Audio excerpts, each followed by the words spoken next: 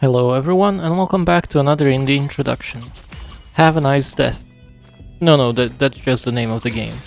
And in this game we'll get to play as the CEO of Death Incorporated, Death itself. Although not the Brad Pitt one, but the classic Grim Reaper. I'll say it right away. This is so far the best game I've done for indie introduction.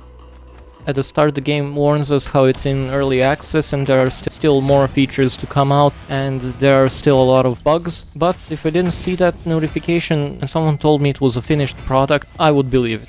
Everything about this game is so well thought out. The art style that they went for is so pretty and gives it a nice cartoonish feel, especially when combined with the interactions between the characters. The gameplay is super smooth and it has such a good feel to it. It is a classic 2D action roguelike, and before you start out, you can choose to start the run with a bonus at the cost of your health. And after that, you will start chopping your way through enemies with your trusty scythe. After you finish a level, you will enter the elevator and pick which floor you would like to go to.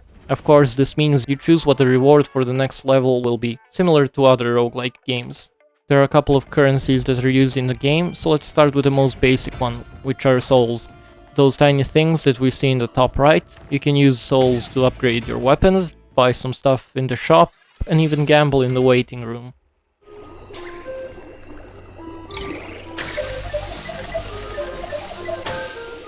The second currency we have are these little golden ingots and are used to unlock weapons. The interesting thing is that you can unlock discounts for the weapons by completing certain tasks.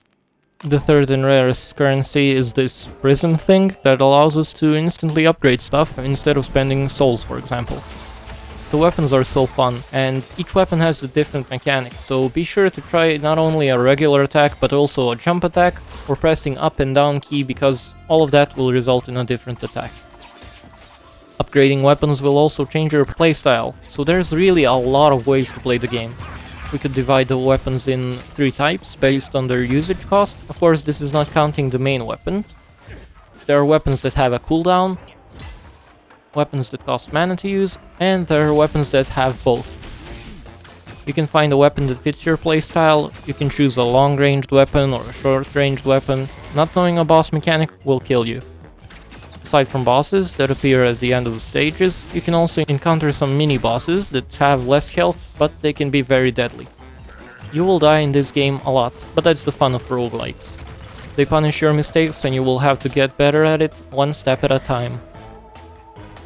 Also, when you die, you get to hear this cool jingle.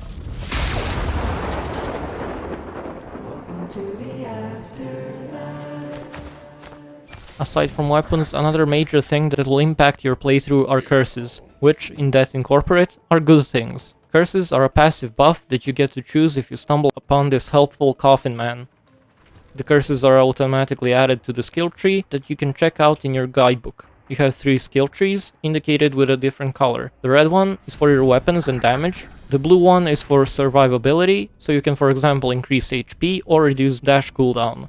And the green one is for your mana abilities. So if you find a nice rare weapon that uses mana, your best bet would be to go for a mage build and spend some points for the mana upgrades.